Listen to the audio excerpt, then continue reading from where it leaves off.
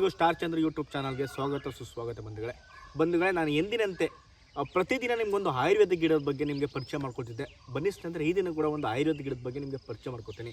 ಅದು ಸರ್ವೇ ಸಾಮಾನ್ಯವಾಗಿ ನಮ್ಮ ಮನೆ ಹಿತ್ತಲಲ್ಲಿ ಅಕ್ಕಪಕ್ಕ ಗದ್ದೆ ಬೈಲೆಲ್ಲ ಬೆಳೆದಿರುತ್ತೆ.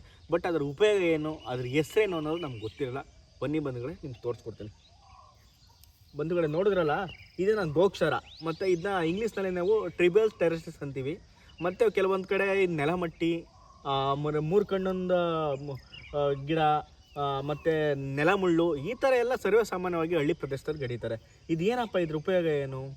ಖಂಡಿತ ಒಳ್ಳೆಯ ಉಪಯೋಗ. ಅದಂತೂ ಈ ಬಿಸ್ತಲಂತೂ ತುಂಬಾ ಉಪಯೋಗ. ಈ ಬಿಸ್ತಲಂತೂ ಸರ್ವೇ ಸಾಮಾನ್ಯವಾಗಿ ಕಿಡ್ನಿ ಸ್ಟೋನ್. ಇವತ್ತು ಹೆಂಗೆ ಇಂಡಿಯಾ ಏನಂತ ಹೇಳ್ತೀವಿ, ಮಧುಮೇಹದ ರಾಜಧಾನಿ ಅಂತ ಹೇಳ್ತೀವಿ, ಹಂಗೆ ಕಿಡ್ನಿ ಸ್ಟೋನ್ಗೂ ಕೂಡ ರಾಜಧಾನಿ ಆಗೋ ಕಾಲ ಸನ್ನಿಹಿತವಾಗಿದೆ. ಹೌದಲ್ವ? ಅಂದರೆ ಪ್ರತಿ ಕುಟುಂಬದಲ್ಲಿ ಒಬ್ರಿಗಾದ್ರೆ ಕಿಡ್ನಿ ಸ್ಟೋನ್ ಅಂತ ಇರುತ್ತೆ. ಇದು ಸೂಪರ್ ಮೂತ್ರವರ್ಧಕ ಅಂತ ಕರಿತೀವಿ.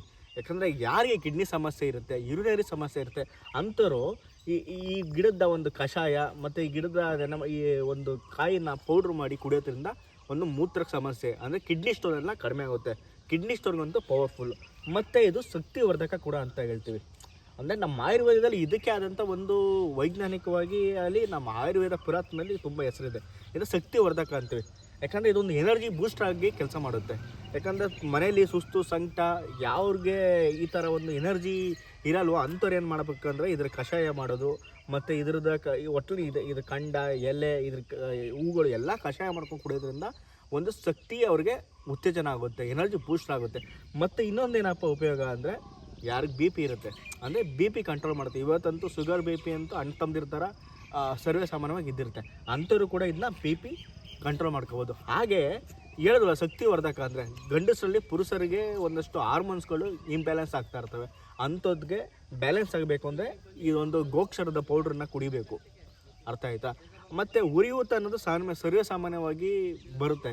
ಹಳ್ಳಿಗಳ ಪ್ರದೇಶದಲ್ಲಿ, ಸಿಟಿ ಪ್ರದೇಶದಲ್ಲಿ ಉರಿಯೂತ ಅನ್ನೋದು ಇರುತ್ತೆ. ಅಂಥ ಉರಿಯೂತವನ್ನು ಇದು ಕಡಿಮೆ ಮಾಡ್ತೀವಿ. ಇದು ಆಂಟಿ ಇನ್ಫ್ಲಮೇಟರಿ ಆಗಿದ್ದು ಕೆಲಸ ಮಾಡ್ತೀವಿ ಸ್ನೇಹಿತರೆ. ನೋಡಿ, ಯಾಕಂದರೆ ಇದು ಮಾರ್ಕೆಟಲ್ಲಿ ಏನಪ್ಪ ಇದ್ರ ಬೆಲೆ ಎಷ್ಟಿದೆ ಗೊತ್ತಾ ನಿಮಗೆ?